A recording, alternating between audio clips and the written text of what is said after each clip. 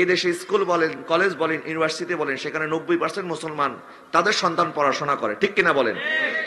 আর মাদ্রাসার মধ্যে তো কোনো বিধর্মীর সন্তান পড়ে না, মাদ্রাসার মধ্যে পড়ে কারা? মুসলমানের সন্তান পড়ে না, কারা? মুসলমানের সন্তান। তো স্কুল কলেজের মধ্যে 90% মুসলমানের সন্তানদের ঈমান নষ্ট করার জন্য আর মাদ্রাসার মুসলমান সন্তানদের ঈমান নষ্ট করার জন্য এই যে বিবর্তনবাদ, ডারউইনের এই কুফরি মতবাদ, এটাকে অনতিবিলম্বে বাংলাদেশের সকল বই থেকে বিলুপ্ত করতে হবে, কথা বলেন ঠিক কিনা? তো ফেরেশতারা সেজদা দিয়েছেন, কোন মানুষ তার আদম আলাইহিস সালামকে সেজদা দেয় নাই।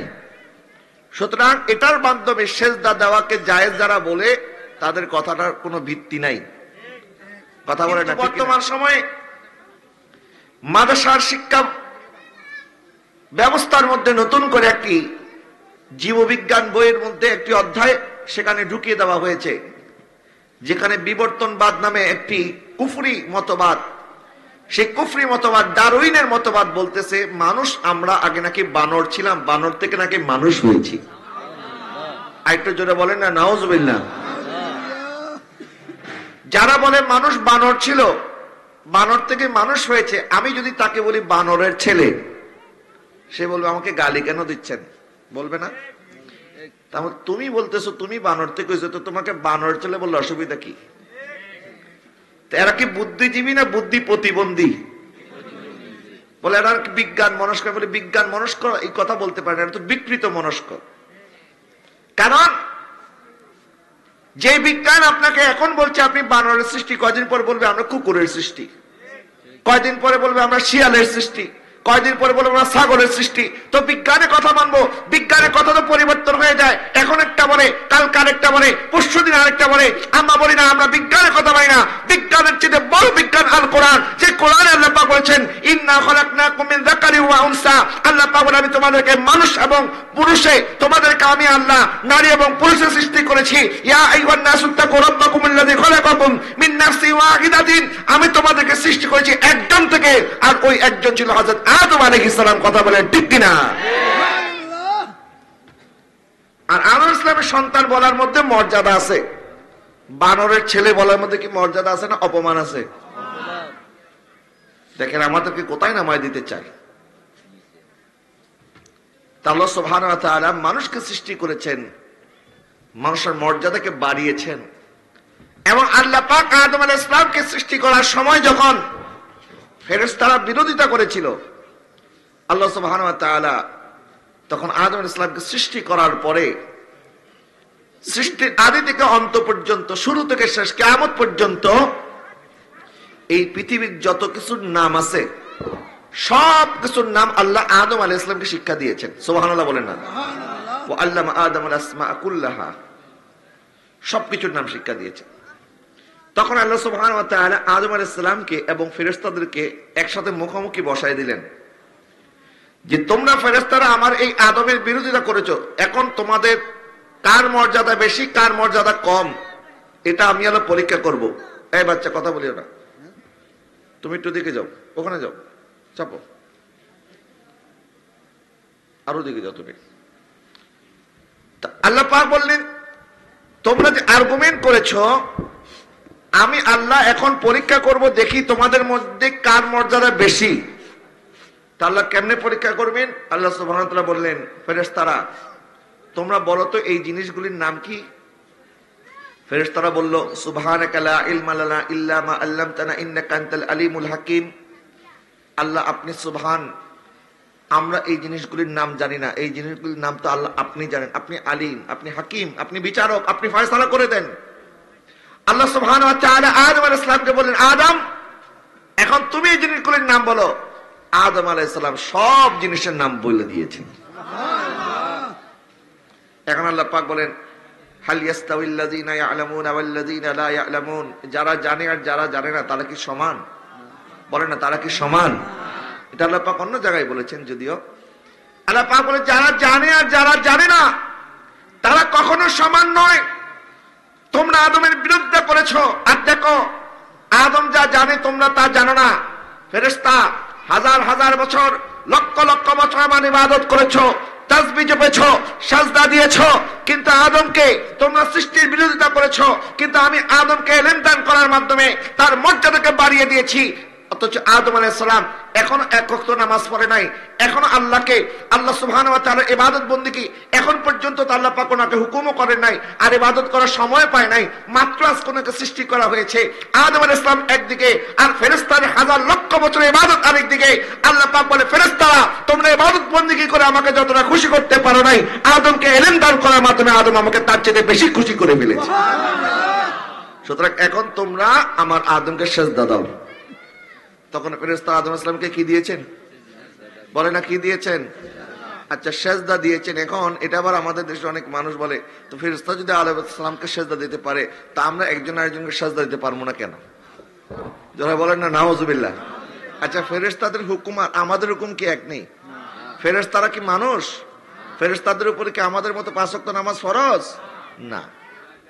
তো ফেরেশতারা সেজদা দিয়েছেন, কোন মানুষ তার আদম আলাইহিস সালামকে সেজদা দেয় নাই। সুতরাং এটার মাধ্যমে সেজদা দেওয়াকে জায়েজ যারা বলে, তাদের কথাটার কোনো ভিত্তি নাই। কথা বলে না, ঠিক কিনা?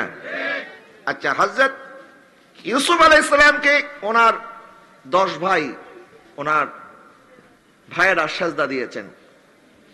এটা হযরত ইউসুফ আলাইহিস সালামের শরীয়তে ছিল। পূর্বের নবীর শরীয়ত আমাদের শরীয়তের মধ্যে পার্থক্য আছে না নাই? প্রত্যেক নবী আলাইহিস সালাম ওনারা কিন্তু শরীয়ত নিয়ে আসেন না, শরীয়ত আনেন রাসূলরা। নবী এবং রাসূলের পার্থক্য আছে। রাসূল তিনি যাকে নতুন শরীয়ত দেওয়া হয়েছে, আর নবী তিনি যিনি কোনো শরীয়ত পায় নাই, বরং পূর্বের রাসূলের ইত্তেবা করবেন, অনুসরণ করবেন। ওই রাসূল যে শরীয়ত এনেছেন ওই শরীয়তের উপরে উনি কাজ করবেন। কিন্তু পরবর্তী রাসূল যখন নতুন শরীয়ত নিয়ে আসেন, তখন পূর্বের শরীয়ত আর বলবৎ থাকে না।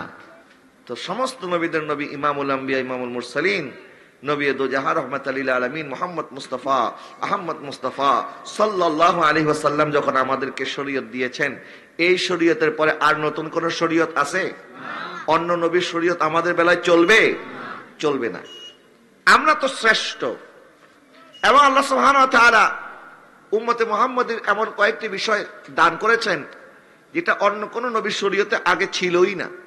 যেমন তাওরাতের মধ্যে মুসা আলাইহিস সালাম যখন উম্মতে মুহাম্মাদের আলোচনা পড়তেছে যে এক উম্মত আসবে যাদের জন্য আল্লাহ সুবহানাহু ওয়া তাআলা গনিমতের সম্পদকে হালাল করে দিয়েছেন।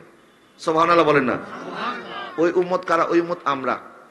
গনিমত মানে যুদ্ধলব্ধ সম্পদ। মনে করেন কাফের আর মুসলমানের মধ্যে যুদ্ধ হয়েছে, এখন এই লড়াইয়ের পরে কাফেররা তাদের মালামাল রেখে, সম্পদ রেখে পালিয়ে চলে গেছে। এখন এই সম্পদের মালিক হয়ে যাবে মুসলমানরা। কারা? মুসলমানরা। এটা কিন্তু অন্য কোন নবী শরীয়তে ছিল না, একমাত্র আমাদের নবী শরীয়তে এটা আল্লাহ পাক দান করেছেন। তো মুসা আলাইহিস সালাম অবাক হয়ে গেলেন, কিরে যুদ্ধ করতে গিয়ে তারা সম্পদ পেয়ে যাবে, সম্পদের মালিক হয়ে যাবে, এরা আবার কারা? আল্লাহ সুবহানাহু ওয়া তাআলা বলেন এরা হচ্ছে আখিরি জামানার নবীর উম্মত। তখন মুসা আলাইহিস সালাম বললেন আল্লাহুম্মা ফাজআলহুম উম্মতি, আল্লাহ তাদেরকে আমার উম্মত বানায় দেন। আল্লাহ পাক বলেন না না, তিলকা উম্মতু আহমদ, তারা তোমার উম্মত নয়, তারা হচ্ছে আমার নবী আহমদের উম্মত। সুবহানাল্লাহ। একটু জোরে বলেন না সুবহানাল্লাহ।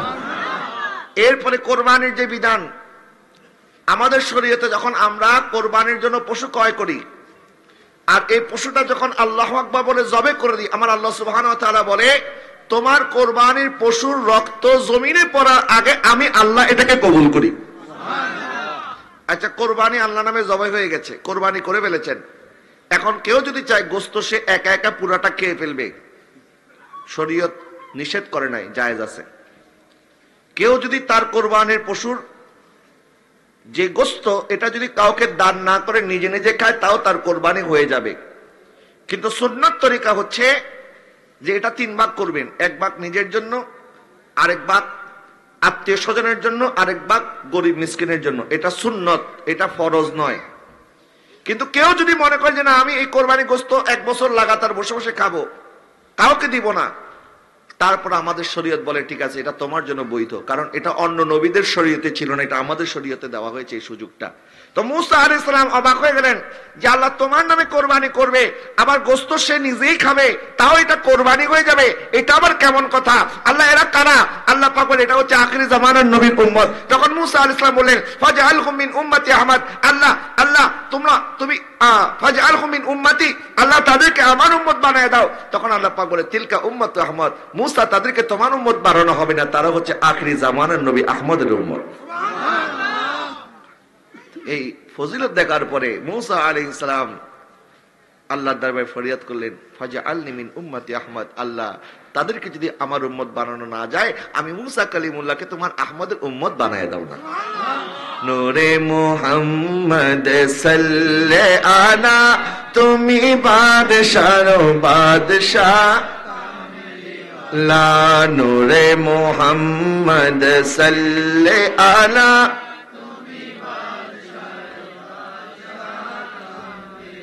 ताराने वाला नबी बचाने वाला, ताराने वाला नबी, नूरे मुहम्मद सल्ले आला, तुमी बादशाह बादशाह वाला, नूरे मुहम्मद सल्ले आला।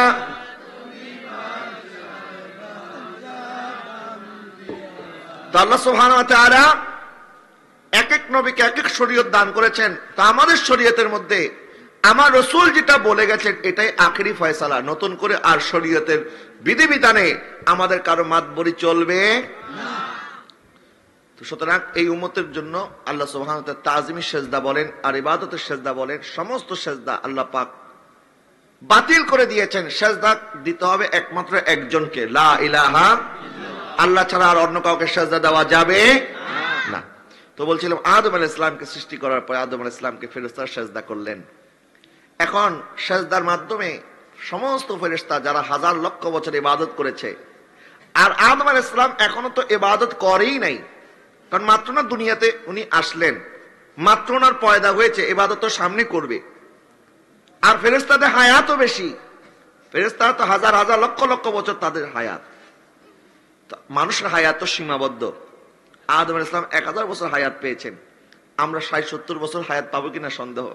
এখন মানুষ এই সামান্য সময় ইবাদত করে আল্লাহর দরবারে যে মর্তবা পাবে, ফেরেশতারা হাজার কোটি বছর ইবাদত করলো আল্লাহ তাদেরকে এই মর্তবা দান করেন না। সুবহানাল্লাহ বলেন। তার মানে আদম সন্তান আমরা সম্মানিত, আদম সন্তানকে আল্লাহ সুবহানাহু ওয়া তাআলা সৃষ্টি করেছেন।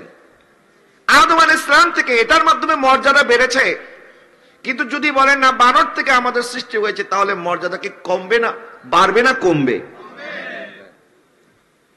কিছুদিন আগে দেখলাম এক জায়গায় এই বই দেখিয়ে মানুষদেরকে জিজ্ঞাসা করা হচ্ছে, সাধারণ মানুষ আর কি, যে বইয়ের মধ্যে তো এরকম লেখা আছে, তা আপনার কি মনে হয় মানুষ কি আগে বানর ছিল? বলে হতেও পারে। যারা বলেন না নাউজুবিল্লাহ।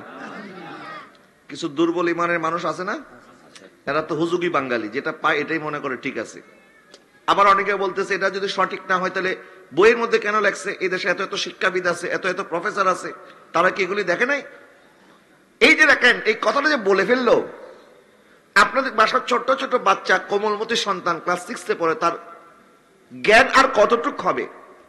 10-12 বছরের সন্তান যখন বইয়ের মধ্যে পড়বে যে মানুষ বানর থেকে সৃষ্টি হয়েছে, তো এতদিন তার অন্তরের মধ্যে বানর থেকে হয়েছে না আদম থেকে হয়েছে এগুলি কোনো কথাই তার ছিল না, কারণ এগুলি নিয়ে বয়স এখনো হয় নাই তার, এগুলি নিয়ে গবেষণা করার, চিন্তা ফিকির করার।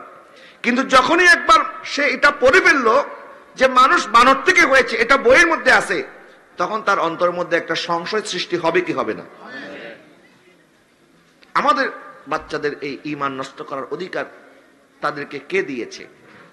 এই দেশে স্কুল বলেন, কলেজ বলেন, ইউনিভার্সিটি বলেন, সেখানে 90% মুসলমান তাদের সন্তান পড়াশোনা করে, ঠিক কিনা বলেন? আর মাদ্রাসার মধ্যে তো কোনো বিধর্মীর সন্তান পড়ে না, মাদ্রাসার মধ্যে পড়ে কারা? মুসলমানের সন্তান। মানে কারা? মুসলমানের সন্তান। তো স্কুল কলেজের মধ্যে 90% মুসলমানের সন্তানদের ঈমান নষ্ট করার জন্য, আর মাদ্রাসার মুসলমানের সন্তানদের ঈমান নষ্ট করার জন্য এই যে বিবর্তনবাদ, ডারউইনের এই কুফরি মতবাদ, এটাকে অনতিবিলম্বে বাংলাদেশের সকল বই থেকে বিলুপ্ত করতে হবে। কথা বলেন ঠিক কিনা?